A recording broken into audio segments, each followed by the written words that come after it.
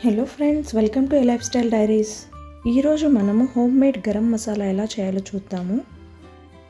1/2 cup ధనియాలు ఇలాగా మనం డ్రై రోస్ట్ చేసి పెట్టుకోవాలి. ఈ స్పైసెస్ వేయించేటప్పుడు ఫ్లేమ్ అనేది స్లోలో పెట్టి ఉంచాలి. కాస్త లైట్గా గోల్డెన్ ఫ్రై వస్తే చాలండి. బయటికి ఒక కప్పులోకి తీసుకుందాము. నెక్స్ట్ ఇప్పుడు నేను చూపిస్తున్న ఈ స్పైసెస్ అన్నీ కూడా మనము డ్రై రోస్ట్ చేసి పెట్టి పక్కన ఉంచుకోవాలి. కాస్త గోల్డెన్ ఫ్రై వస్తే చాలండి, పక్కకు తీసి పెట్టేసుకోవచ్చు.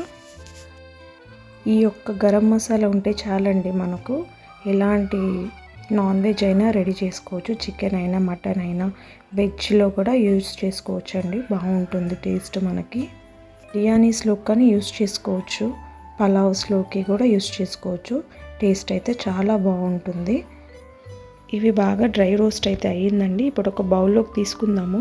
ఇది కాస్త వేడి అనేది తగ్గాక మనం మిక్సీ జార్లోకి వేసుకొని పౌడర్ చేసుకుందాము మసాలాని.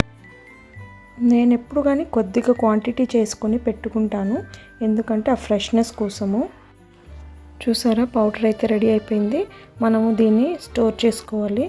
ఏదైనా మంచి ఎయిర్ టైట్ బాక్స్ కానీ గ్లాస్ జార్ కానీ అట్లా ఉంటే స్టోర్ చేసుకోండి.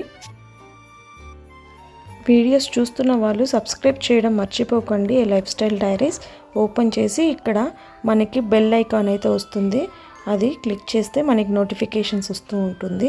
Thank you for watching. Next ఒక ఇంట్రెస్టింగ్ వీడియోతో మేము ముందు వస్తాను. అంతవరకు బాయ్.